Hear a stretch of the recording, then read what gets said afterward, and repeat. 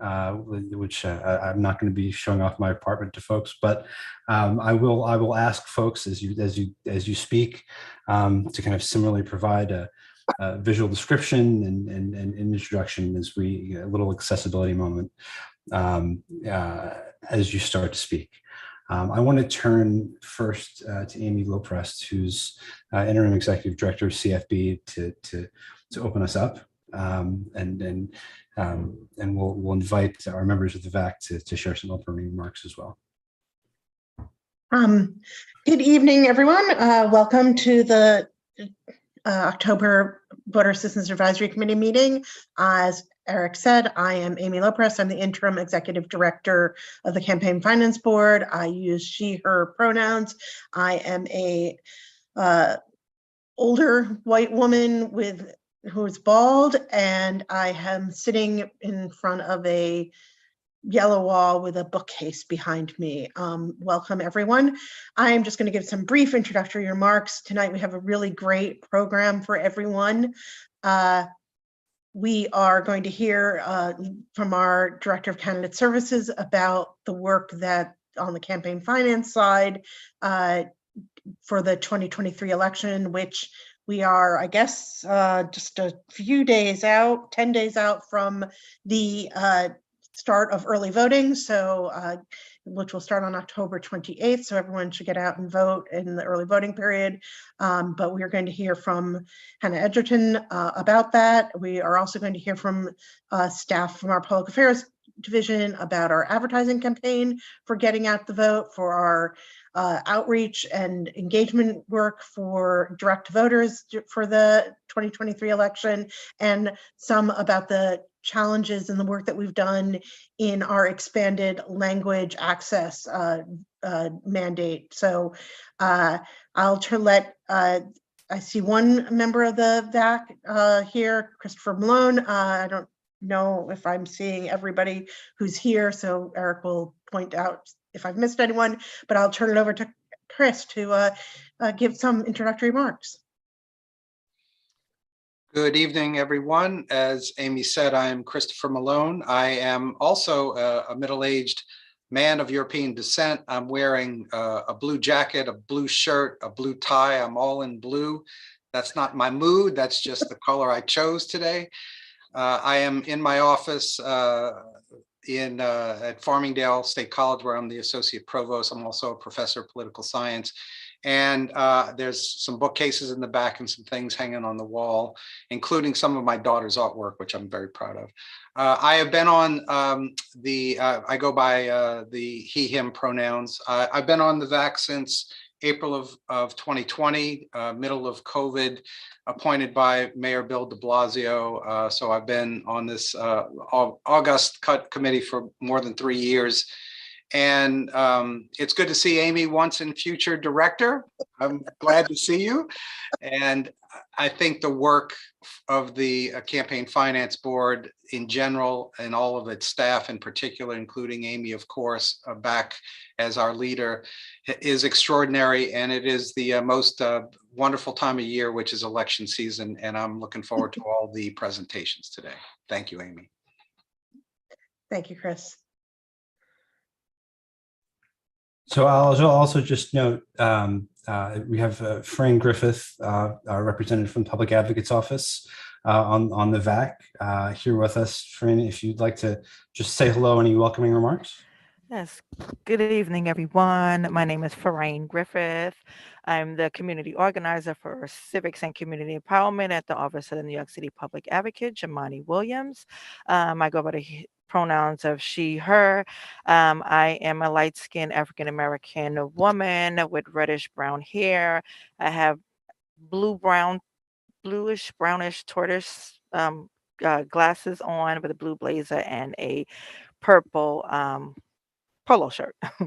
I want to welcome everybody to the hearing, and I look forward to hearing from the speakers and those testifying and any updates that we have coming out of Campaign Finance Board. And yes, I'm going to champion for you too, Amy. So I'm giving claps to future. Yes, we want to put it out into existence. Okay, thank you.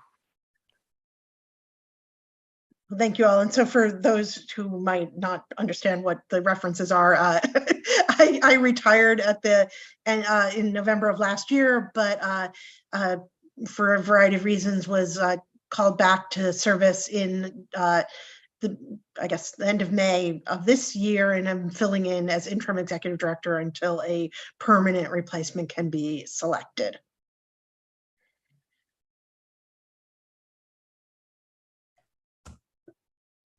Turn it over to Eric, who's going to be our director of I don't know if Master of Ceremonies is a word term that is okay to say. I'm not sure, but we will let you be in charge of moving us forward tonight. I'll take it. I'll captain the ship, I guess, is at least the Zoom controls for as we go. Thank you, Amy. I will just one last note, logistical note. I will note we have ASL interpretation, and we have Spanish interpretation as well. If you're on Zoom and want to make sure you can access either of these services, you'll note there is an interpretation kind of button down at the bottom of your Zoom screen. And if you'd like to captions, those can be accessed you see there's three little dots above the word more down in your menu on the bottom of your Zoom screen, and you can access them there. So with that note out of the way, I'll just say these pre-election meetings are some of my favorite meetings to get to moderate, because I get to be in the position of introducing our excellent staff and invite them to talk about the incredible work that they're doing for New Yorkers to help foster a more open and equitable democracy here in our city. And when we talk about democracy is an act, it's a practice, it's a habit, it's something we do. We've got an election coming up in November. We might not be electing a president this year. We might not be electing a mayor this year, but it's an opportunity for us to keep building on our practice and growing it and continue to expand access and an opportunity to help to bring more people into the conversation, shaping the makeup and the direction of city government. So I really love the opportunity to kind of introduce the folks who are kind of working shoulder to shoulder with us to do that work. So first, we're going to hear from Hannah Edgerton, who's our Director of Candidate Services, and Amy mentioned a little bit, but I want to provide a little bit more detail. She's going to provide an update on the Matching Funds Program, helping, with Matching Funds Program, it's a huge part of what Campaign Finance Board does. It's a program that helps ensure that more candidates and the choices that voters get are reflective of the communities they serve and are responsive to their needs. I see Hannah on the screen. I was ready to go. So if you'd like to take it away, Hannah. Perfect. Thank you so much. Hello, everyone. My name is Hannah Edgerton, and I'm the Director of Candidate Services at the New York City Campaign Finance Board. I use she, her pronouns. I'm a white woman with blonde hair. I'm wearing a blouse with polka dots. And behind me, I have a fairly nondescript wall, except for a painting of a sunflower that, while it's not children's art, it's my sister's art. So, keeping it in the family. This evening, I will provide a recap of the 2023 primary election from the candidate side, as well as highlight deadlines for candidates that are coming up for the upcoming Tuesday, November 7th general election. There are 167 candidates registered with the Campaign Finance Board for the 2023 elections.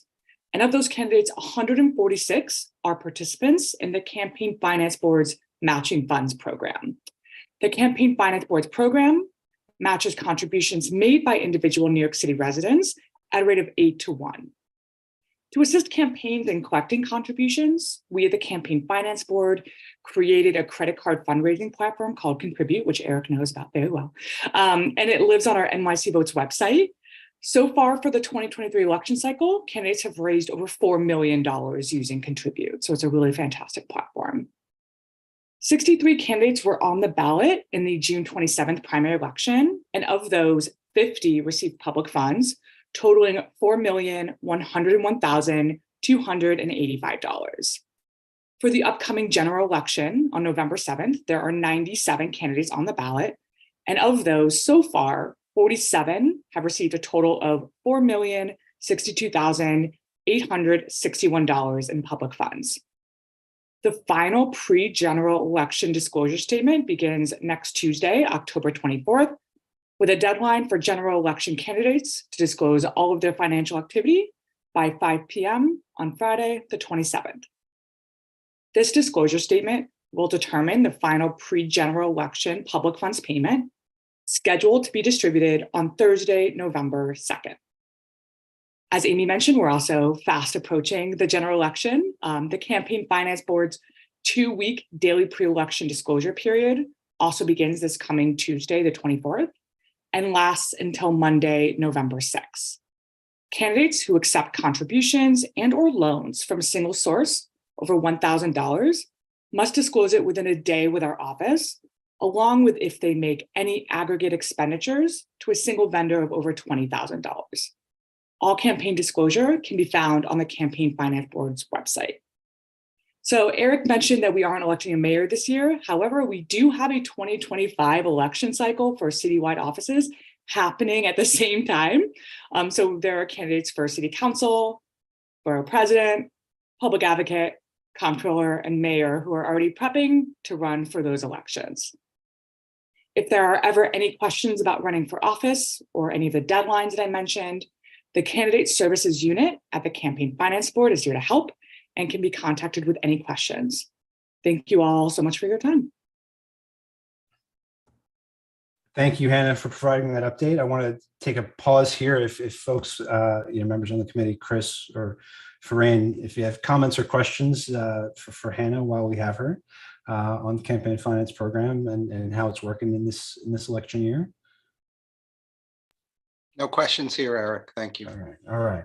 I just missed the total. I just wanted, if you don't mind, for the primary, Hannah, you mentioned 63 were on the ballot, 50 received magic funds, and I didn't hear the total. It was 4 million what?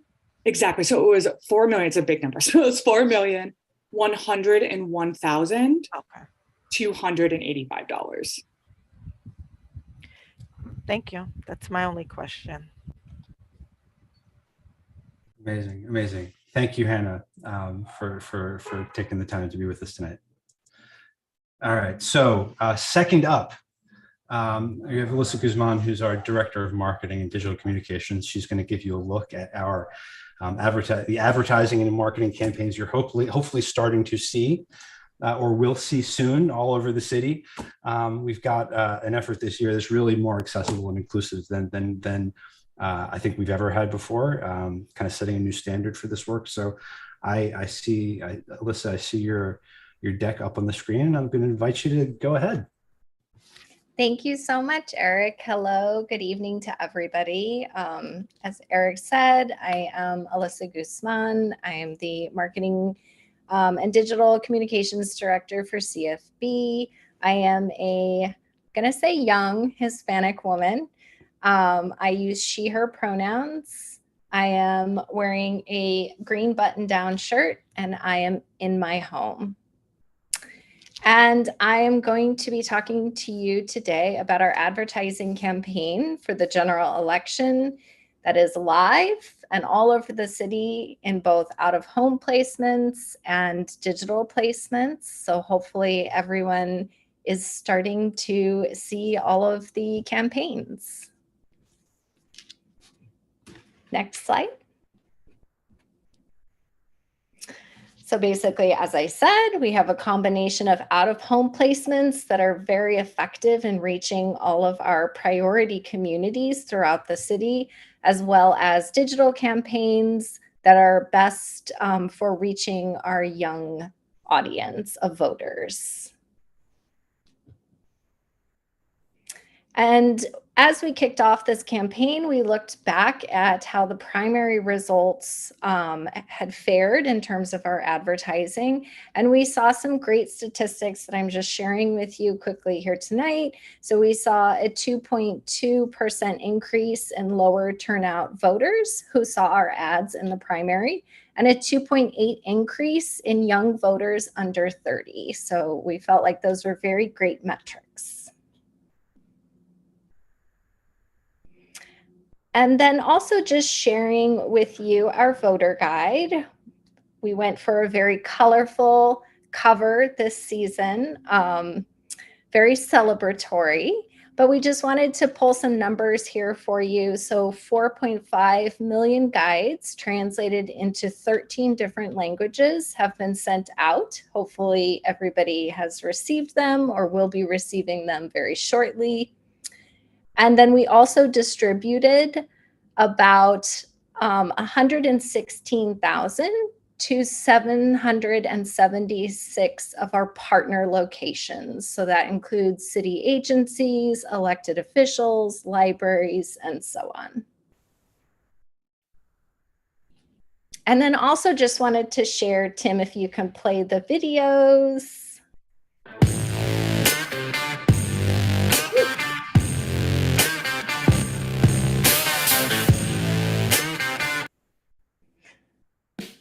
So you've received our voter guide in the mail. We sent a copy in English and Spanish to every registered voter. Thank you. Depending on where you live, you may also receive a version in Chinese, Korean, or Bengali too. The booklet opens with information on when to vote, offices on the ballot, deadlines, and of course, how to vote. This is your one-stop shop for elections. So you've received or not. So as you can see, we do very fun content on social with all of our materials. So those were 2 videos that both, I think they have about 20,000 views at this point. So our social followers really show that they like educational content the best. So we're trying to put as much of that out there as possible.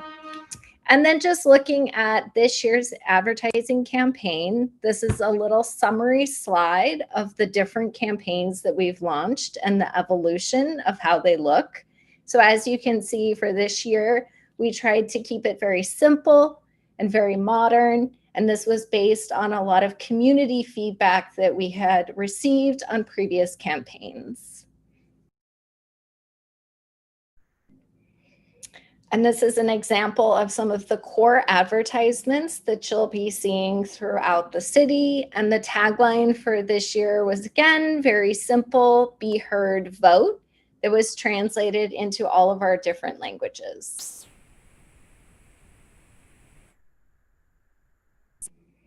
And the first ads that go out are our out-of-home placements. And we included a map here just to show you how we break out the communities that we focus on.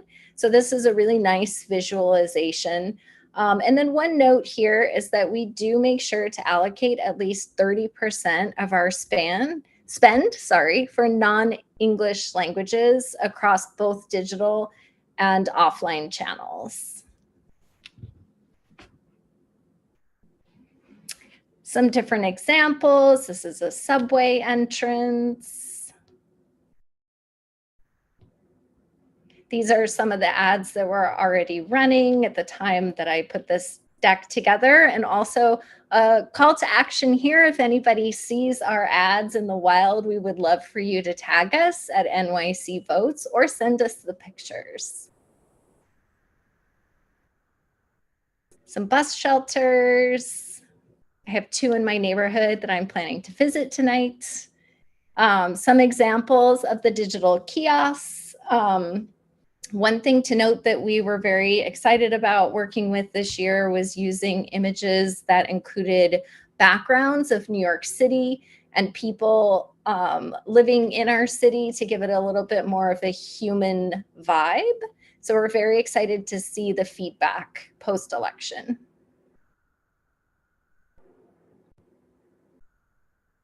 And this is an example of one of our link kiosks. This should play. So we were also experimenting. The videos are a little bit not so smooth on Zoom, so I apologize for that.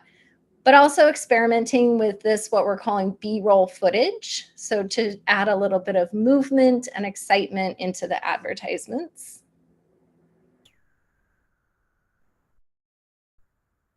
And just a static version. And then these are the subway live boards. This should also play. So you can see a different type of design here. We tried to do very dynamic animations this year. So again, just really highlighting the key information And we're very interested to see feedback from the community on this style as well.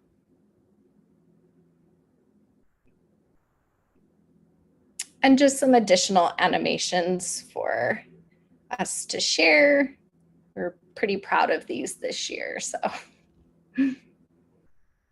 trying to really excite voters with great visuals. You can go to the next slide. Just another example of an out-of-home placement. And we are very excited. We have wheat pasting placements this year, and we are coordinating with our partnerships teams to have events in front of our advertisements. On the next slide, you'll see an example of what wheat pasting looks like, just in case anybody is not familiar, although I think if you live in New York City, you probably are. So on the next slide, you can see what that looks like. Yeah. And we are going to be creating a lot of content in front of these advertisements that we can put back on digital platforms. You can go to the next slide.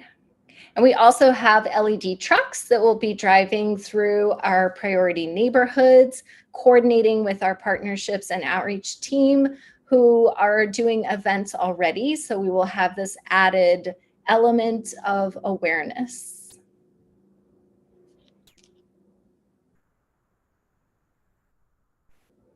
And you can just go quickly through these. These are just examples of our site-specific placements in Flushing. So we try to really tailor the content to each community that it is being placed into. That's the actual advertisement. Similarly, different placements in Flushing in and around the mall.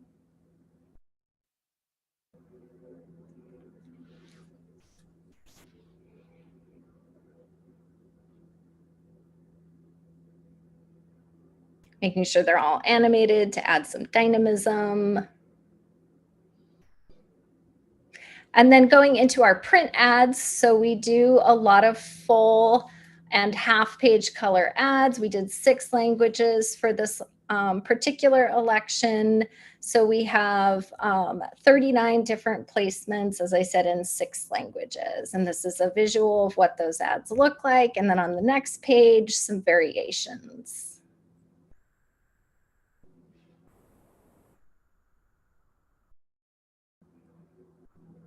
And also some radio placements. I will not play this for you for the sake of time, but we have found a lot of our communities really respond to the radio advertising. And then just going quickly through the digital ad placements. As I said, this is a great space to reach young voters who are heavily digital in a lot of our different languages. This is just an example here. And this year we created some in-house videos that we are going to test against some of the other creative coming from the advertising agency. Do not play this Hey, New one. York, listen up. This is my city. Yeah. So this is one of our ads that we'll be running on Meta and YouTube that we're pretty excited about. It's pretty short. I think it's 15 seconds. So we can go ahead and play this. November 7th, be heard. Vote in the 2023 NYC general election. For voting made easy, visit NYC Votes to find your polling place, register to vote, and meet your candidates. Early voting begins October 28th. And then on the following slide, I think it's also 15 seconds, so I think we can go ahead and play that one. This is our staff-made in-house video that we are testing against the previous video. New York is my city. The people who run it represent my neighborhood. Let's make sure they get it right. You can vote early from October 28th to November 5th. Or on Election Day, Tuesday, November 7th. For voting made easy, go to NYC Votes. I vote for my city. And then just noting that we also advertise on Twitch and Snapchat. These are 6-second videos. You don't need to play those. We can skip through.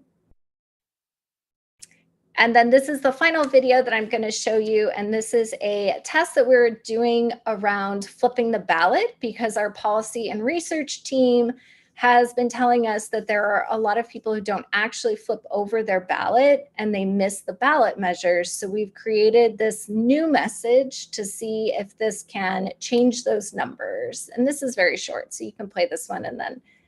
When you step into the voting booth this fall, remember to flip over your ballot to see what else to vote for. There will be 2 ballot proposals on schools and sewage systems on the back of your ballot. So flip over your ballot. Write it on your hand if you have to. Learn more at NYC Votes. And then, of course, we have a lot of display ads, connected TV. You can skip through this. They're all animated. These are very important for new placements that we're looking at. They're very popular with, Hulu or Samsung TV with all of the streaming services now. These are very important placements.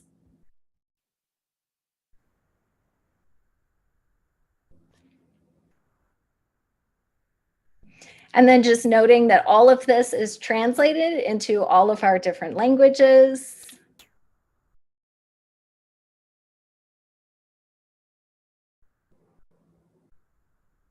You can skip through this one.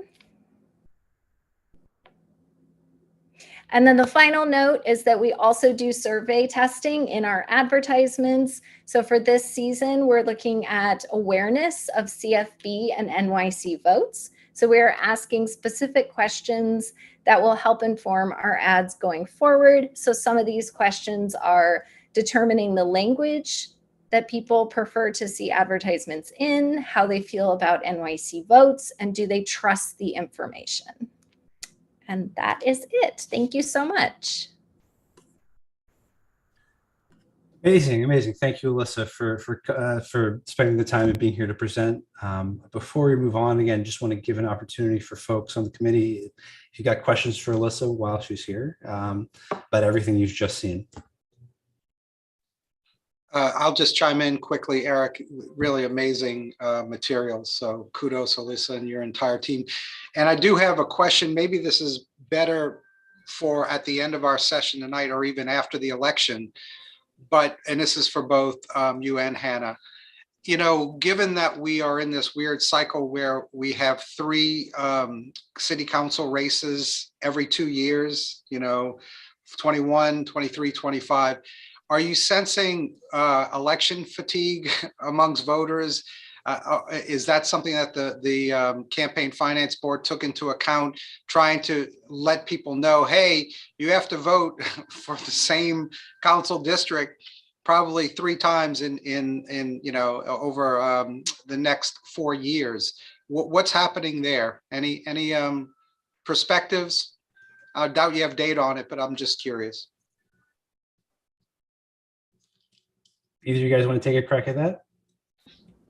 I can jump in. I don't believe that we've been seeing that. I've actually been planning 2024 already, and this may be specific to next year for a variety of reasons I think we know, but all of the advertising placements are already booking for the whole year, which is very unusual. So for example, the bus shelters, they want to know anything we want by November 1st of this year. So I definitely think for next year, while people may feel the fatigue, there is definitely interest and a lot of, I think a lot of opportunities to tap into that. So I don't know that I've seen that from my perspective, just based on the stats behind the ads as well. There's definitely been some candidate fatigue in the sense that they're used to having more time. I think there's an understanding that the 2023 election is a once every 20-year situation. So luckily they just know that, after 2025, they'll go back to 4 years. But yeah, I definitely think it was a bit of a shock of how fast they had to be running for a re-election again. But yeah, I think there's an understanding as to why. Thank you both. Thank you. Farine, I see your hand raised. You have a comment or a question? Yes. Yeah. Lower my hand first. Yes. So my comment would be probably the survey would probably best answer that, because one of the questions for the survey is, do you trust info, or what languages? So maybe that will come out of that, as you did allude to, Christopher, at the beginning, that it may be something that we answered after. That's the comment. My question, for the radio placement, I know you went by the slide really quick because it was a lengthy one, but I just wanted to know, are there placements on ethnic radio, Mhm. and how many, could you give a number of how many ethnic radio stations, um, that the radio placement is on? Yes, I might need to see that slide. I think we had about 5 to 6 different languages that we translated into overall for this particular election based on the candidates that were running, and the neighborhoods that fell into our scope. And then within that, I believe there are a wide variety of different placements that have performed best through, I think this is our 4th campaign. So we've been testing different stations and different outlets for best results. And what we have discovered about radio is that it's a great first touch point. So it's the first level that people hear, or the first advertising placement, and then hopefully they are then retargeted by something more visual, either out of home or digitally, that helps to reinforce that information. So that was kind of the strategy for the radio placements.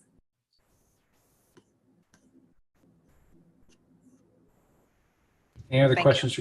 Sorry, any other questions or comments on that, on Alyssa's presentation? If not, just thank you, Alyssa. Sorry, can I go say ahead. that it was, Yes. no, I just want to say it was great. So I liked all of it personally, and in the spaces that I'm in at the office and outside of the office, I think it was really great. I really like the B-roll on the kiosk, and I like the more showing the faces of the community and locations of the community. So for me, those were really great personal touches. So I just wanted to add that. Yeah, I thought that was great. Thank you. That's great feedback. Thank you so much. Thanks, Farine. So with that, again, just last thanks to Alyssa, and Amy. I just want to point out to everybody who doesn't know that this is Alyssa's first campaign with us. So, because she only joined the CFB this summer. So it's really incredible amount of work in a short period of time. So congratulations. And really, I also want to congratulate all of our staff who appear in all the videos, they're great. And we didn't see the full one, but I, would suggest that everyone go to Instagram and look for NYC Votes and look at those videos. They're really, really well done. Yes, thank you, Amy, for that call out. And it's actually a really good transition, because I'm going to introduce Gauri now. Yeah, I think you saw about 5 seconds or so of Gauri in one of those videos that Alyssa showed off, but you're going to get to see a little more of her right now. She is our senior partnership manager, and she's going to give you a look at the work that she and her colleagues in our partnerships and outreach unit are doing on the ground with our partners across New York City at the neighborhood level, especially those places we've identified as priorities. So I see Gauri's presentation up on the screen, so I'm going to hand it off to you. Thanks, Eric. Hi, everyone. Good evening. My name is Gauri Patel. I'm the Senior Partnerships Engagement Manager on our Partnerships and Outreach team. I use she and her pronouns. I'm a South Asian woman with short black hair and a gray shirt with a blurred background today. So super excited to share with you all about our voter outreach and education plans for the upcoming election. So as a brief overview, the outreach side of our team, we have two sort of sides of our team. So an overview of each of the work streams here. On the outreach side, our team leads voter registration efforts, so helping New Yorkers register and vote leading up to the registration deadline. We have our early voting outreach, which encourages folks to vote early and directs people to their poll sites. Our GeoTV text banks, which are intended to reach voters en masse and remind folks when and how to vote and sort of share our online resources. And then our education efforts include our community events, where we partner with locally based organizations to gather community members and discuss the importance of voting. And then our online presentations and webinars that highlight our key dates and election information for the public. So across all of these, one last comment that I had on that overview slide, sorry about that. Across all of these activities, I wanted to tie in Alyssa's work around our print and online educational materials, where we are distributing, showing up with, and disseminating all of that print material, including like the voter guide, our flyers, palm cards, social media kits, and more that our team provides us. So thank you for that. So I'll go through each of these bucket areas for you all. So first, starting with voter registration. Our voter registration efforts are led by our wonderful outreach team, Ray and Danny, and they've coordinated voter registration tabling events across the city. At these events, we are sure to have a lot of fun engaging with folks, dancing to music, having authentic connections and interactions with community members. Whether or not they result in a registration, we know how important it is to be present and to forge that human connection within community. We've already registered 1,400 people with 2 weeks to go until the registration deadline, and we have a lot of upcoming events. Fordham in the South Bronx, Columbus Circle in Manhattan, Flushing, Queens, Bath Beach, Brooklyn, and Jackson Heights, Queens. In addition to our registration events, we also have Ray and Danny who help us lead and plan various tabling events to encourage early voting in our priority neighborhoods. So at these events, we're helping people, look up what's on the ballot, where their poll site is, their registration status, for answering questions and handing out materials to folks walking by. At these events, we also seek the support of our volunteers and our community-based partners to really help us bridge the gaps that we might encounter, such as language access or having that really on-the-ground expertise and knowledge in the neighborhoods that we're in, whether that be knowing where high traffic areas are or the types of people, languages, to make sure that we are engaging folks where they are at. And so some upcoming events also leading up to the election, again in Bronx, Brooklyn, and Queens. And lastly, on the outreach side, we coordinate and host virtual text banks. This election cycle, we're planning on reaching over 500,000 registered voters in our priority neighborhoods. To remind them of key election information and help them answer questions. So that number is updated to 500,000 folks this time around. And then there's a sample text that you can see as well. And this work is led by Ray and Omar. Just shout out to the folks on the team as I go along. Moving forward to our education efforts. Our first slide here is our youth-centered education that our wonderful Olivia leads, education delivery in high schools and through partnerships with agencies and community-based groups. Coming up, she's working with ACS to host civic and voting workshops for their youth and an organization called We Build the Block that supports youth directly involved in or impacted by gun violence and the criminal justice system. She is also leading our youth ambassadors in planning and executing their own voter education events in their communities.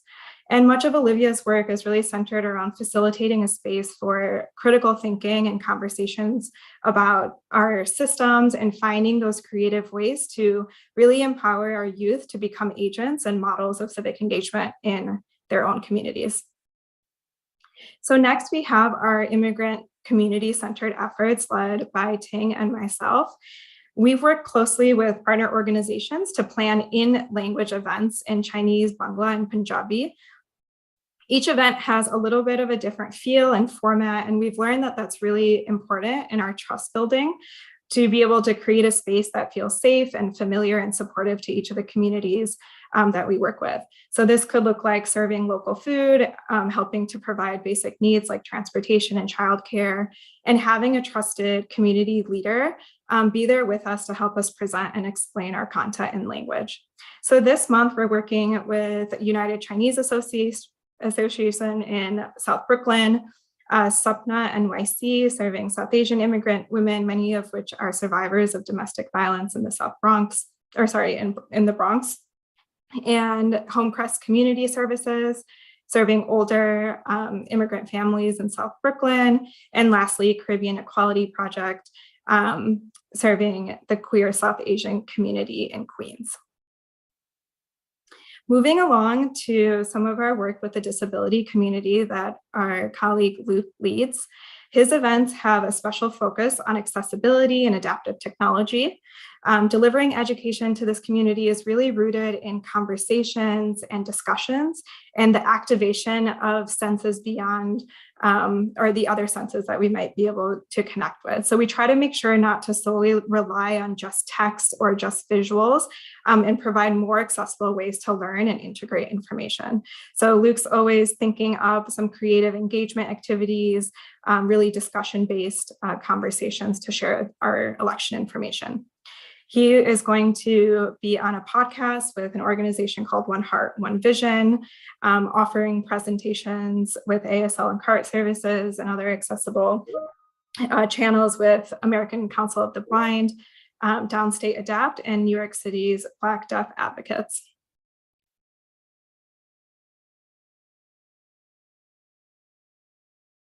Moving along to the next slide.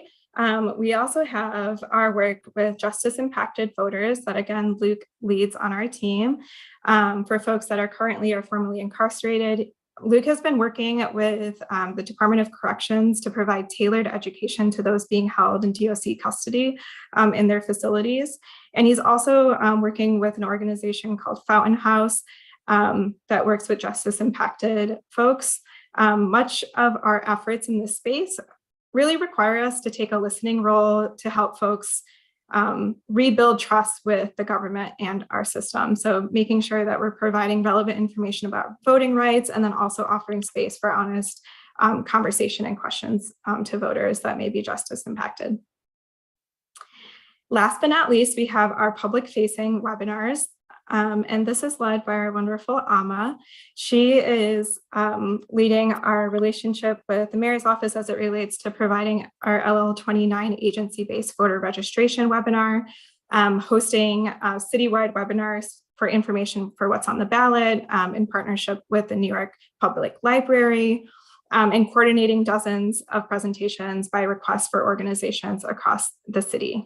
So Amma has put a lot of work into thinking through how to really engage a large audience virtually, incorporating creative ideas and creating best practices for facilitation as well.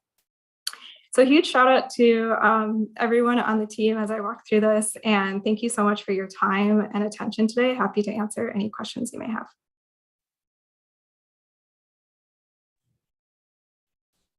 Thank you, Gauri. Any questions from members of the committee on what she's presented tonight?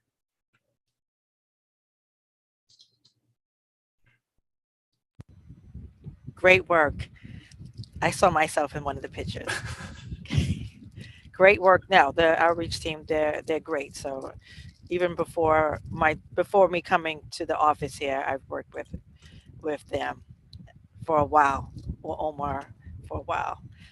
So I'm proud to be a part of the outreach and reaching voters with disabilities and partners. So yes, I'm glad. And also with the voting for those impacted by the criminal justice system that are still on Rikers Island. Yeah, great. Keep up the good work. Great work. Great work. Thanks, Fran, for your partnership and for that feedback. And thanks again, Gauri, for taking the time to present tonight. So last but certainly, oh my gosh, not least, I'm going to invite Santiago Torres, our language access manager. He's going to talk about the team he's building and the work he's led over this year to build out our language access program here at CFB. We've learned a ton this year as we scaled that work up. He's going to talk about that work and some of those lessons that we've all learned together. So Santiago, as I see those slides up on the screen, I'm going to ask you to take it away. Thank you, Eric, and everyone. Good evening. My name is Santiago Torres. I am the Language Access Manager here at the Campaign Finance Board. I use he, him pronouns. I am a Latin American man, late 30s. I'm wearing a olive green shirt, button-down shirt. I have a blur background, and I'm here in the office. I have a dark beard, and I'm bald. So again, thank you for having me. Next slide. So I want to discuss just briefly a little bit about what we've been doing here at the Campaign Finance Board on the language access space.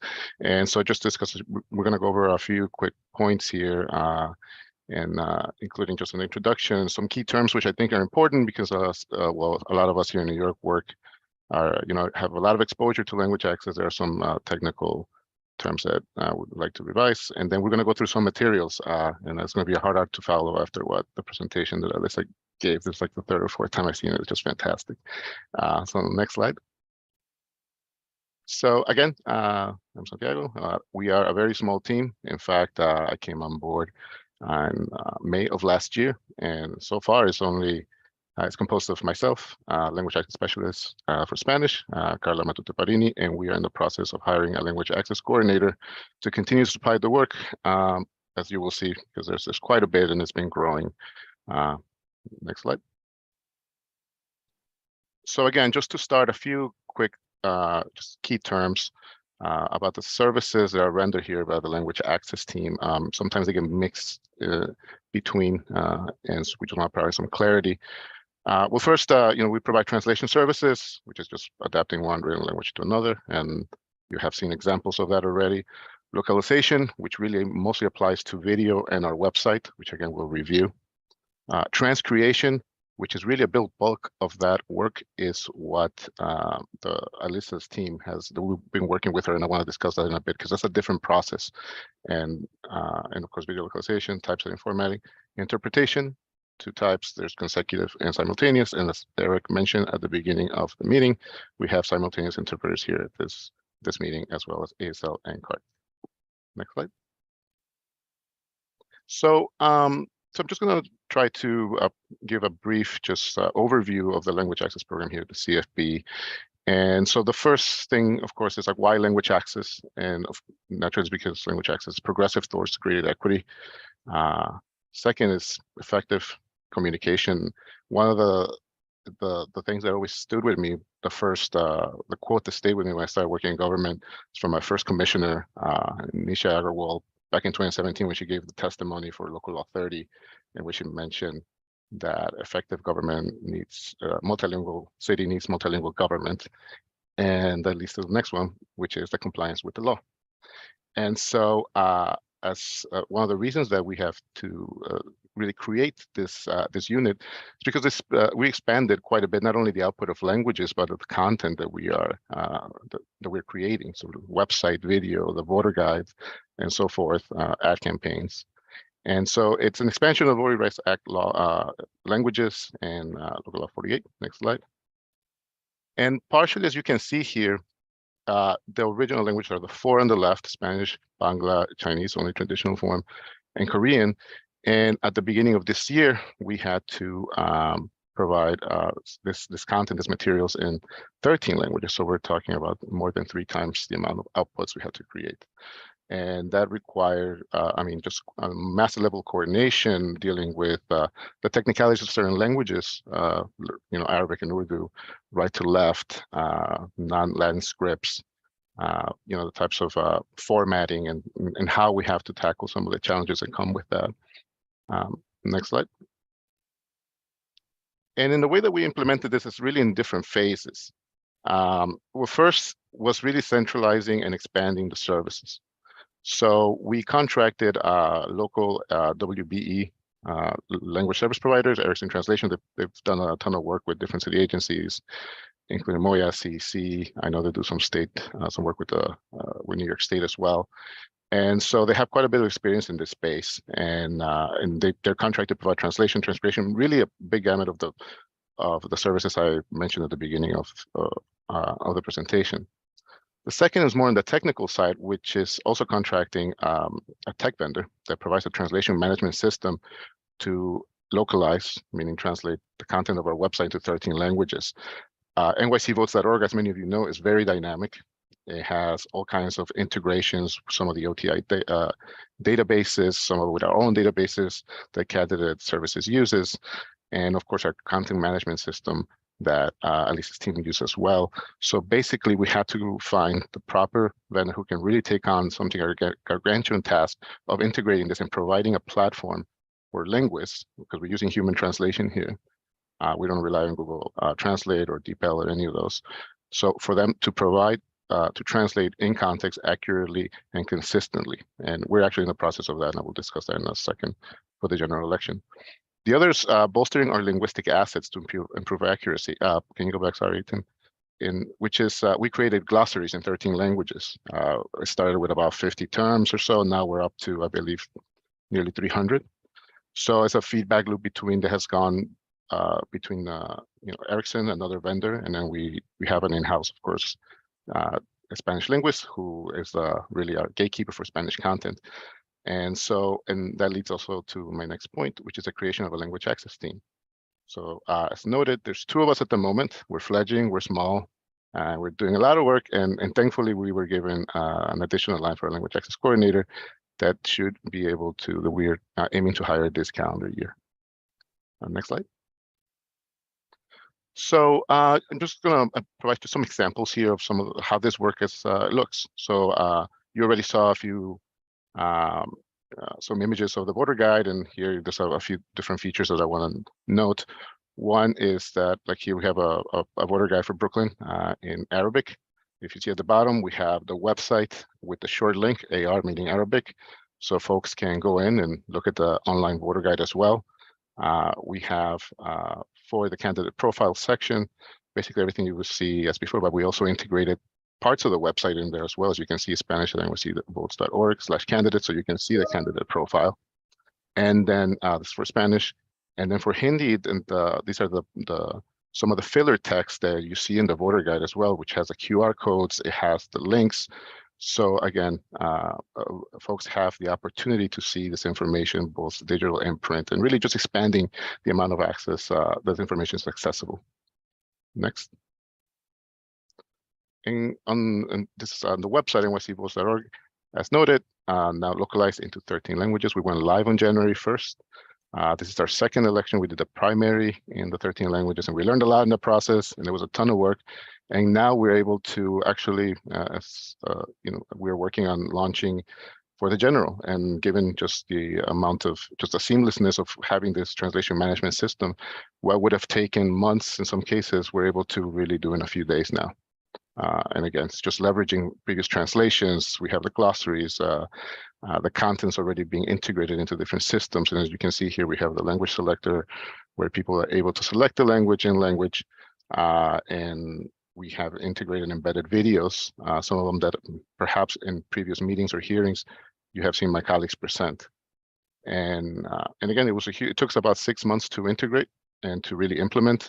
And now it's been like an integral part of our work. And again, it's these URLs, these links, from the content you saw in Alyssa's presentation, we always keep those short links there, so to ensure that there's that the people know that this resource is available.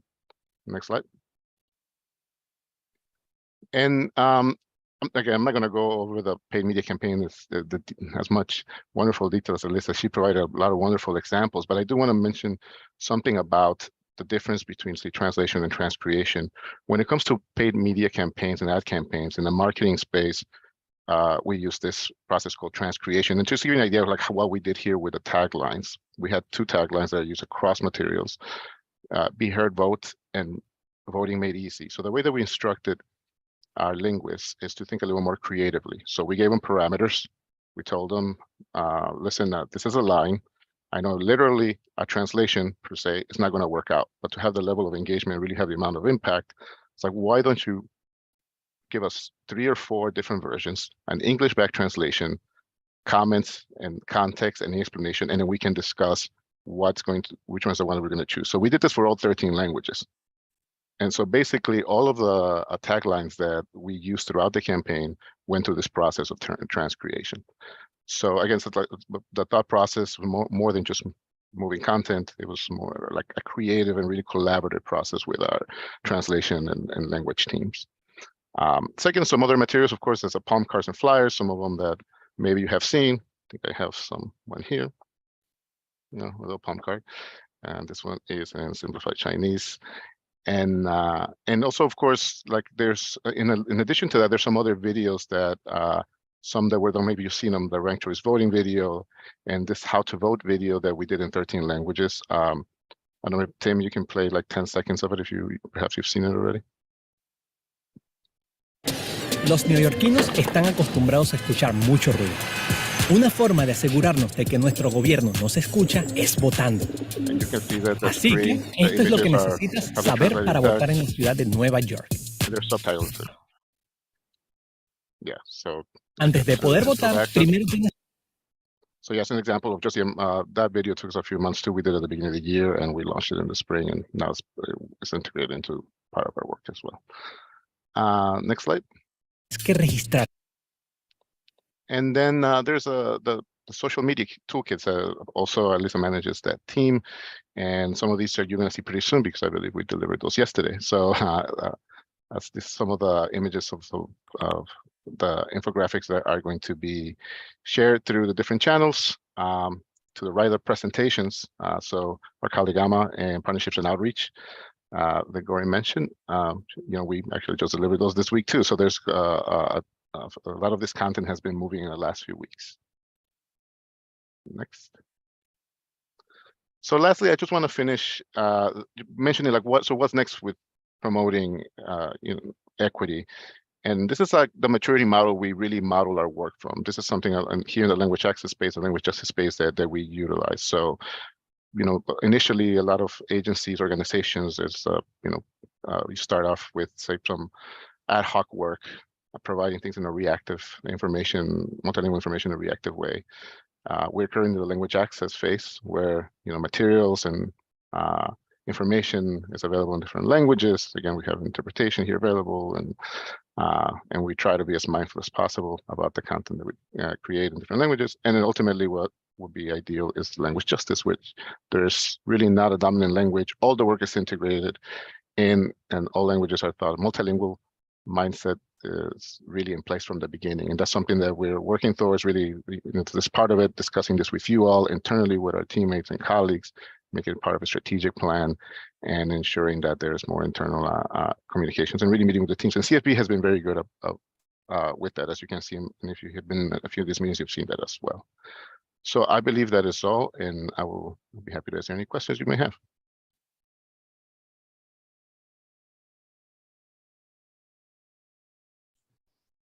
All right, thank you so much, Santiago, for that really just informative and thoughtful presentation.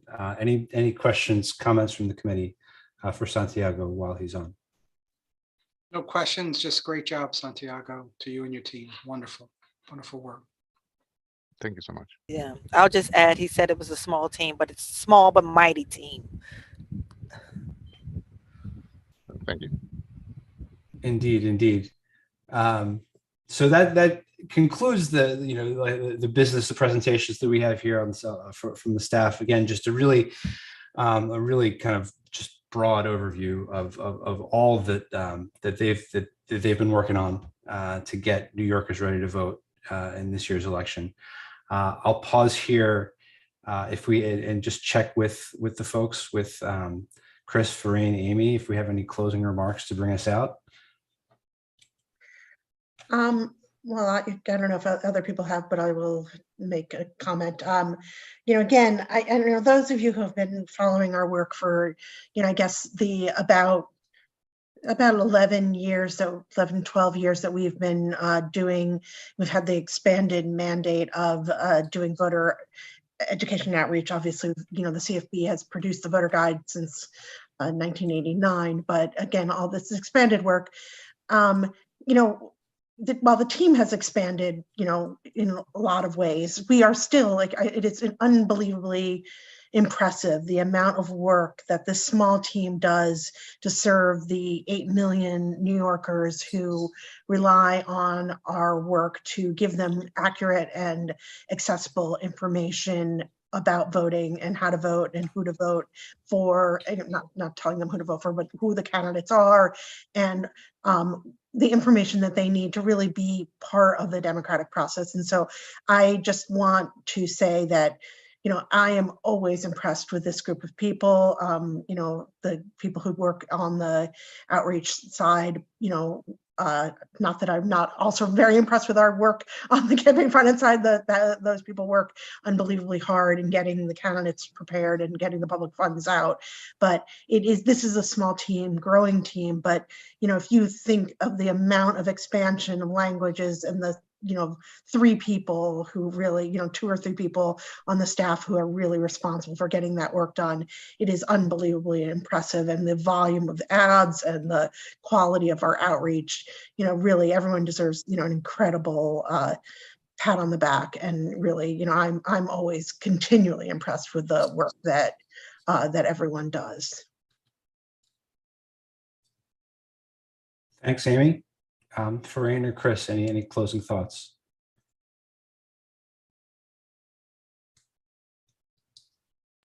Ditto to what Amy said. Couldn't have said it better. So I will not say anything except thank you for having me and good night, Eric. Same here. I don't have nothing to add. Yes, great work that they're doing, that all the teams collectively are doing. No, it's great time. And then I see it from both sides, right? Because when Onita was there, I was a partner, my NACP had, and then now really working, hand in hand with CFB and the whole outreach team. No, it's great. And everybody knows that I am a avid promoter of the voter guide. Everywhere I go, I'm all panels, I'm holding this up to the screen, don't throw this in the garbage. It has all the information you need right here in the voter guide. Yeah, no, I love it. I'm a big fan of the voter guide. Big fan of the voter guide. I love that you came prepared with props for tonight. Thank you so much. So before we finish, I just want to just echo these comments we just heard, and just give another last thank you to the staff who kind of put in the work to prepare to present about their efforts tonight. I want to thank all the staff in public affairs who are here in the meeting but you haven't seen. Tim Hunter, our press secretary, Turquoise Baker, our intergovernmental analyst who help us get organized. Tim is kind of working the Zoom controls behind the scenes, and you haven't seen him on screen, but the two of them put a lot of work in to make sure these meetings get up off the ground and run well. And just thanks to all the staff who've kind of joined us and they're watching the meeting. Particular shout out to Amanda Melillo, our Deputy Director of Public Affairs, whose leadership has really been the driving force behind a lot of the work you've seen, all the work you've seen here tonight. And so shout out to her and to our directors across PA and the staff who signed on to be with us. With that, I think we can close. So just again, thanks to everyone who's been with us, and we will see you all in December. Yes. Good night. Thank you. Thank you. Thank you.